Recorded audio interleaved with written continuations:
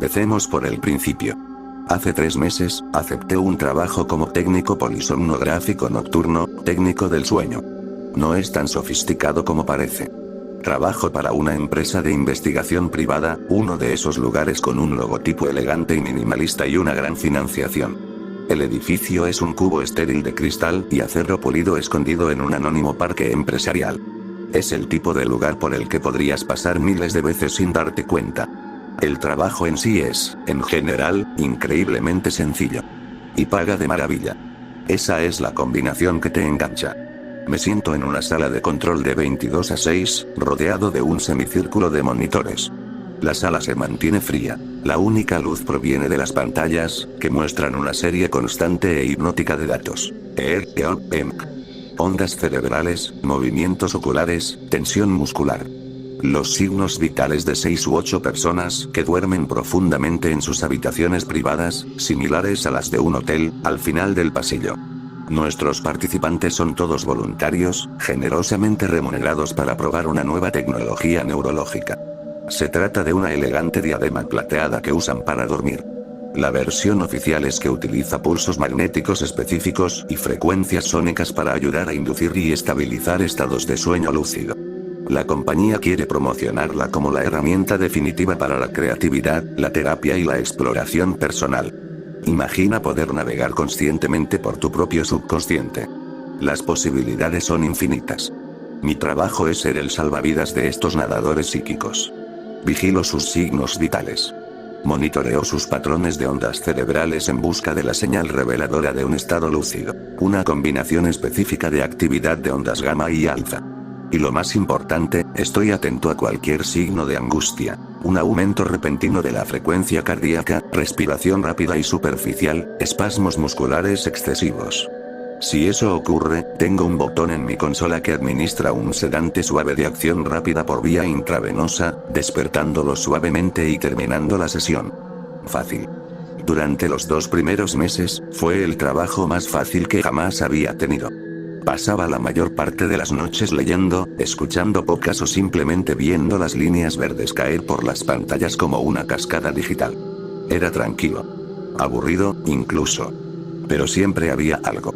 Una regla extrañamente específica e inflexible en el manual de procedimientos. Durante un estado lúcido estable, debemos realizar una revisión de consciencia. Abrimos un enlace de comunicación unidireccional con la habitación del paciente. Un pequeño altavoz junto a su cama, diseñado para integrarse en el paisaje onírico como una voz incorpórea, se encuentra junto a la cama. El protocolo es estricto, un guión que debemos seguir al pie de la letra. Mi voz, tranquila y neutra. Aquí la estación de monitoreo. Hemos registrado un estado lúcido estable. ¿Me oyen? El paciente, que está soñando, casi siempre incorporará la voz y responderá. Su propia voz se escucha a través de un micrófono de alta sensibilidad cerca de su cabeza, a menudo susurrante y distante. Sí, puedo oírte. Excelente. Por favor, mantenga la calma. Esto es parte del proceso. ¿Puede describir lo que ve en su sueño? Esta es la parte clave. Sus respuestas suelen ser fascinantes. La gente describe cómo sobrevuelan ciudades de cristal, hablan con familiares fallecidos hace mucho tiempo y exploran mundos extraterrestres. Es una mirada surrealista y, a menudo, hermosa a la mente humana. Mi trabajo consiste en tomar algunas notas y dejar que continúen. Pero el manual tiene una contingencia, una respuesta única, extraña y alarmante. Si en respuesta a esa pregunta el paciente dice, no estoy soñando. Estoy parado sobre un océano, el protocolo es absoluto. No debo hacer preguntas adicionales. No debo involucrarme más. Debo presionar inmediatamente el botón rojo de terminación de sesión. Esto activa un sedante químico mucho más fuerte, no el suave, sino uno que detiene su consciencia y lo lleva a un sueño profundo y sin sueños. Después, debo borrar el registro de audio del registro, eliminar los datos específicos de las ondas cerebrales de ese período lúcido y marcar el registro de la sesión con una nota simple y preescrita. El paciente experimentó lucidez paradójica inducida por angustia. Sesión terminada según el protocolo 4.11a. La primera vez que lo vi, estaba revisando registros antiguos en una noche tranquila. Un paciente de 3 semanas antes de que yo empezara. Ahí estaba. La pregunta. La respuesta, no estoy soñando. Estoy de pie sobre un océano. Luego, la entrada del registro, sedado por angustia. Seguido de la nota oficial. Pensé que era un caso aislado. Algún fallo neurológico extraño y específico que el dispositivo podría causar. Quizás desencadenó un miedo primario, una talasofobia codificada en nuestro ADN. El cerebro, en su estado de sueño, interpreta esta señal específica como un vacío real y aterrador, y la empresa simplemente quería desactivarlo antes de que causara algún daño psicológico. Tenía cierto sentido clínico. Pero lo volví a ver. Un registro de hace un mes. Luego 2 más de las últimas 2 semanas. Siempre lo mismo. La pregunta. La misma respuesta, palabra por palabra. La cancelación. Los datos borrados. La explicación predefinida. Una vez le pregunté a mi supervisor, un técnico senior que llevaba aquí desde el inicio del proyecto. Intenté ser informal. Oye, estaba mirando unos registros antiguos y vi algunas terminaciones 411A. Eso del océano es bastante raro, ¿verdad? Ni siquiera levantó la vista de su tableta. Es un artefacto conocido del sistema. Un bucle de retroalimentación recursivo que puede crear un estado hipnótico específico e indeseable. El protocolo es para la seguridad del paciente. No se preocupe. Simplemente siga el procedimiento. Su respuesta fue demasiado clara, demasiado ensayada. Era el tipo de respuesta diseñada para evitar que hagas más preguntas. Así que me detuve. Hice mi trabajo. Observé las líneas verdes y esperé no tener que lidiar nunca personalmente con el protocolo 411A. Hasta anoche. El turno comenzó con normalidad. 6 sujetos, todos conectados y durmiendo a las 23. Las primeras horas fueron tranquilas. Iba por la mitad de un libro cuando, alrededor de las 2:15, se iluminó el monitor de la sala 4. Una hermosa, nítida y lúcida firma. El paciente era un hombre de unos 50 años, primerizo. El sistema lo marcó como listo para el ingreso. Tomé un sorbo de café frío, me incliné hacia el micrófono y me aclaré la garganta. El guión ya me parecía natural. Aquí la estación de monitoreo. Hemos registrado un estado lúcido estable. ¿Me oyes? Unos segundos de silencio. Entonces, una voz débil y entrecortada se coló por mis auriculares. Sí, wow. Sí, te oigo. Excelente. Por favor, mantenga la calma. Esto es parte del proceso. ¿Puede describir lo que ve en su sueño? Tenía el bolígrafo listo y el blog de notas abierto. Esperaba la descripción de algún paisaje fantástico. En cambio, el silencio se prolongó. Podía oír su suave respiración. Su ritmo cardíaco, estable en el monitor, empezó a subir ligeramente. Entonces llegó su voz, y era diferente. Más clara. Más nítida. No un susurro soñador, sino un tono de profunda y desconcertante certeza. No estoy soñando. Estoy parado sobre un océano. Se me formó un hielo en el estómago. Mi mano se dirigió directamente a la consola, con los dedos sobre el botón rojo de fin de sesión. Era el momento. Mi primer 411A. Estaba a punto de pulsarlo. Para terminarlo, borrar el registro y pasar el resto de la noche intentando olvidar la escalofriante claridad de su voz. Presioné el botón. Un pequeño pitido agudo resonó en la sala de control. En mi monitor principal, apareció un cuadro de texto. Nunca lo había visto antes. Error 7. Sedative Dispersal Unit, Pump Malfunction, R4. Manual Override Required. Se me heló la sangre. La anulación manual implicaba llamar a la enfermera de guardia, que dormía en su despacho al otro lado del edificio. Eso tardaría al menos 5 minutos. 5 minutos era una eternidad. El manual también incluía una contingencia para esto, oculta en los apéndices. En caso de fallo de dispersión, el agente de monitorización debe mantener contacto vocal con el sujeto, manteniéndolo tranquilo y orientado hasta que el personal médico pueda intervenir. No corte la comunicación de audio. Estaba atascado. Tenía que seguir hablando con él. El corazón me latía con fuerza. De acuerdo, dije con la voz más temblorosa de lo que quería. Bueno, solo mantén la calma. ¿Puedes describirme este océano? Estaba fuera de lugar, volando a ciegas. Su voz regresó, llena de un asombro extraño y distante. Es infinito. No hay sol, ni luna, ni estrellas. Pero no está oscuro. Hay una luz tenue y gris que viene de la nada y de todas partes a la vez. El cielo es del mismo color que el agua. No puedo distinguir dónde termina uno y dónde empieza el otro. ¿Estás en el agua? ¿Estás en un barco? Pregunté, intentando fundamentar la situación en algo tangible. No. Solo estoy, de pie. En la superficie. El agua está completamente quieta. Como un cristal negro. Pero no estoy sobre ella. Estoy por encima.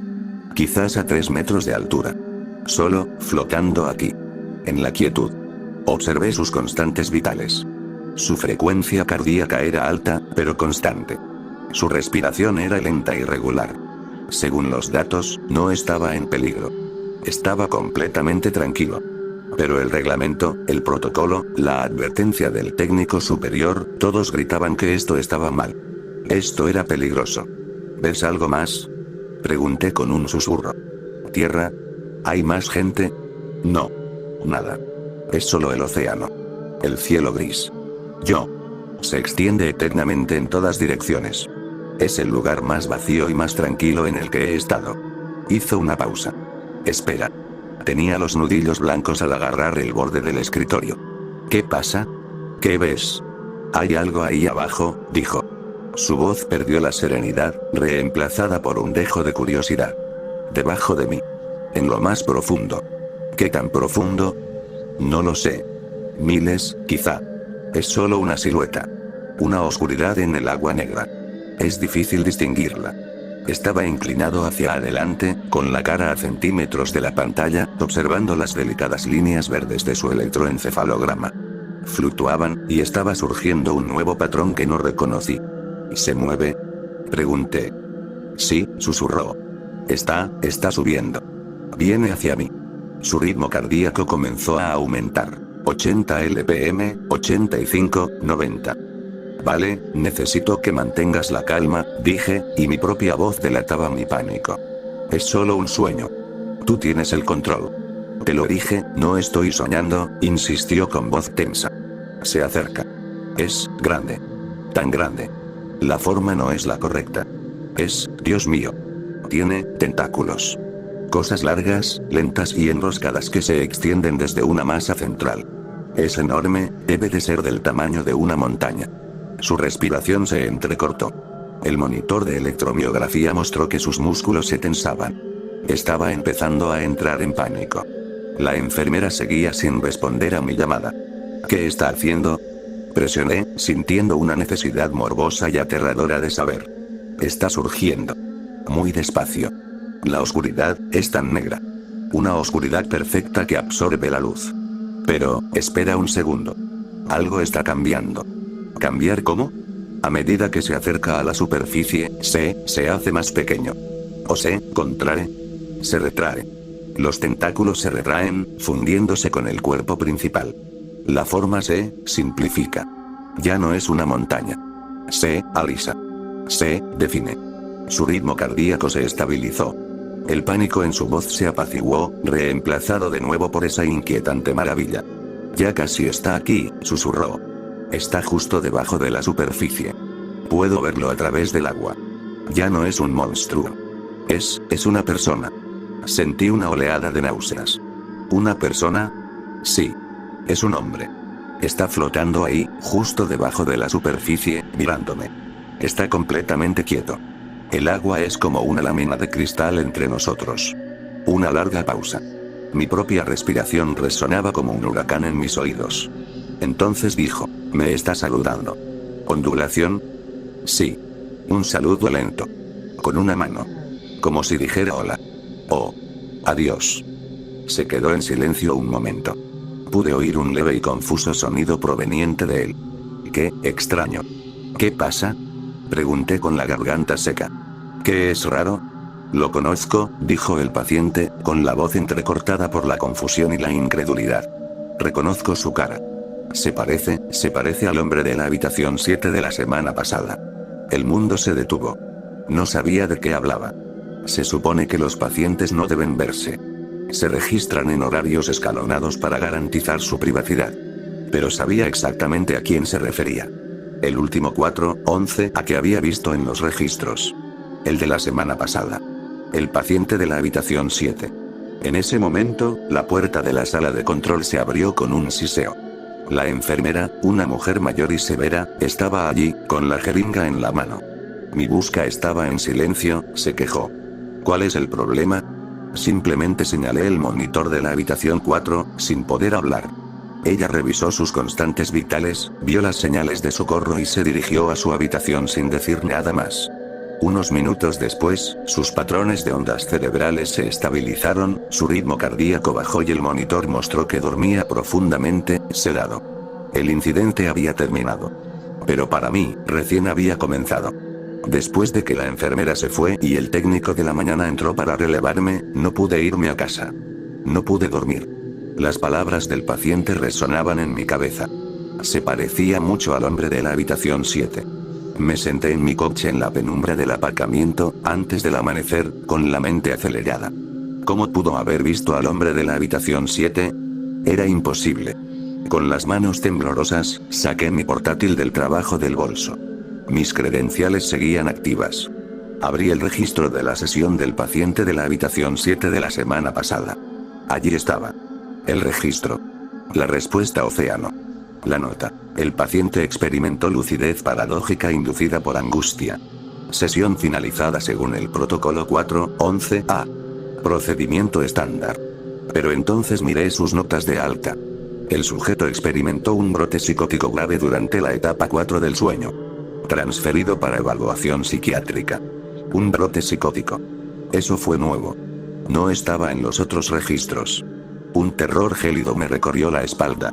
Siguiendo una corazonada, abrí una ventana privada del navegador y escribí su nombre, un nombre real, el de su formulario de admisión, en un buscador. El primer resultado fue un artículo de noticias locales, de hace 2 días. La policía pide ayuda pública para localizar a un hombre desaparecido. Sentí que iba a enfermarme.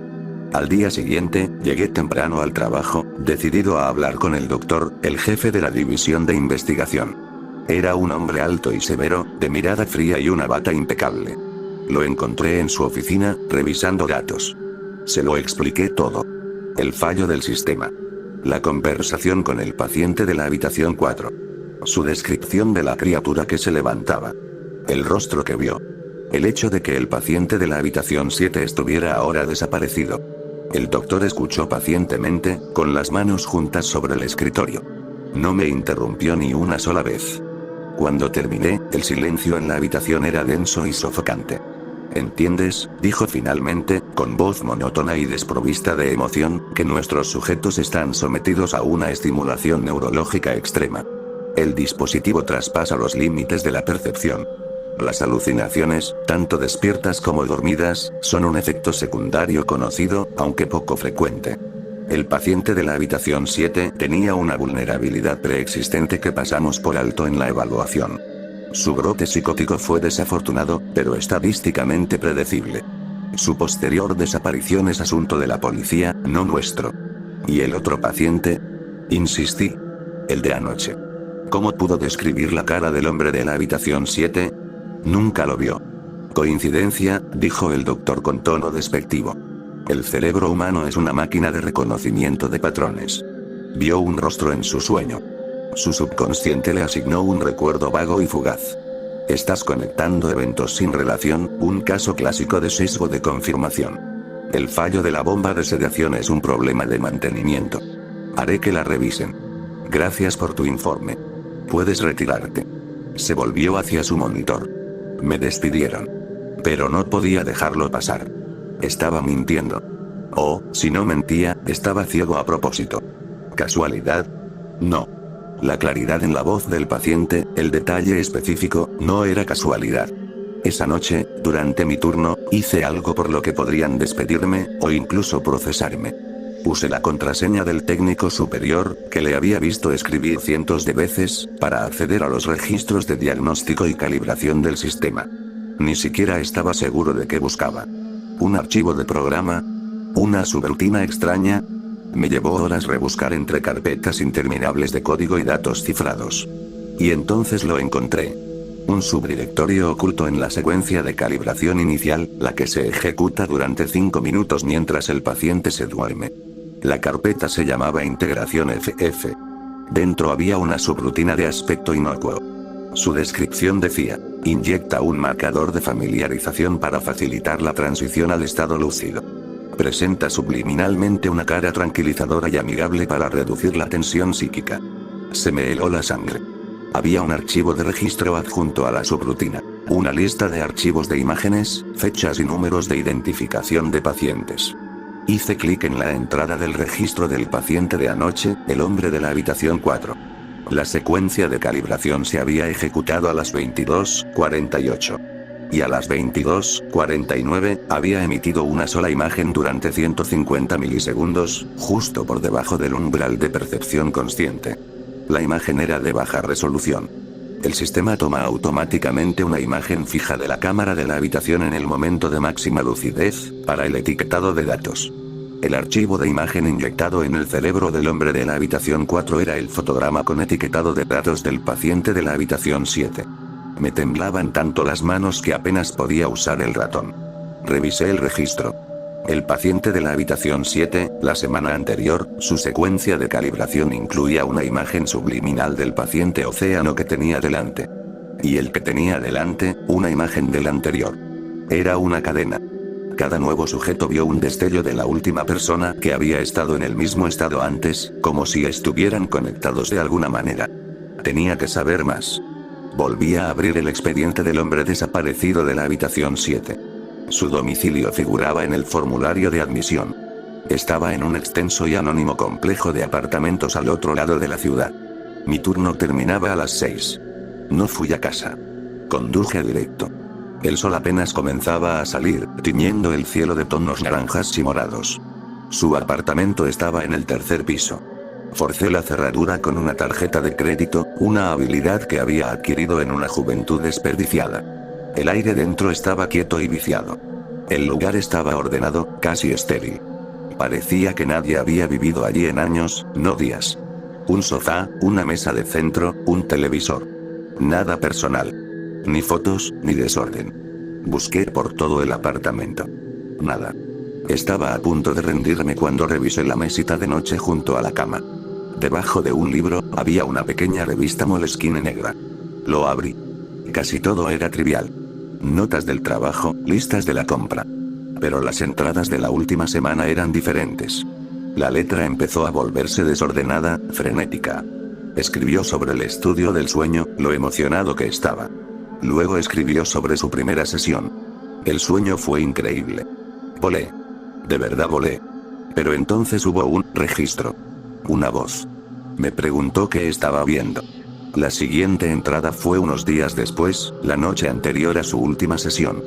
No puedo dormir. Cada vez que cierro los ojos, lo veo. La luz gris. El agua cristalina y negra. Siento que estoy al borde de la nada. Tengo otra sesión programada para mañana por la noche. Dijeron que me ayudaría. Les conté el sueño y simplemente sonrieron y tomaron nota. Entonces, la última anotación. Parecía garabateada en plena noche, justo antes de desaparecer. El bolígrafo se había clavado en el papel. No lo entienden. Volví esta noche. Tenía que hacerlo. Estaba allí de nuevo, sobre el océano. Me esperaba. Surgió de las profundidades, igual que antes. Tan enorme y horrible. Y entonces se hizo pequeño, se convirtió en él. El rostro de la foto que me mostraron. El hombre de antes. Estaba allí, bajo el agua. Parecía tan asustado. Me saludó, toqué las aguas con la mano por primera vez, y entonces, solo entonces, vi destellos de su mente, palabras que quería decirme, imágenes que quería que viera, y finalmente comprendí. Leí las últimas líneas y el aire en mis pulmones se congeló. Mi visión se nubló. No se despide con la mano. Necesita mi ayuda. Está atrapado ahí, igual que el anterior. Todos pidieron ayuda, todos intentaron romper los límites del sueño, y esa cosa en la que nos metieron, nos hace soñar. Creo que alimenta nuestra consciencia. Uno por uno, y ese pobre hombre está siendo digerido por ese vacío. Y me ruega que lo ayude antes de que se vaya para siempre. Tengo que regresar. Tengo que salvarlo. Mientras estaba allí, en el silencioso apartamento del muerto, leyendo sus últimas, demenciales y aterradoras palabras, mi propio teléfono vibró en mi bolsillo. El sonido era tan fuerte en la silenciosa habitación que me sobresaltó. Lo saqué, mi pulgar temblaba mientras desbloqueaba la pantalla. Era una alerta de calendario. Una notificación automática del sistema de programación corporativo. Decía, sesión de prueba obligatoria del dispositivo para empleados. Asunto, mi nombre. Mañana, 22.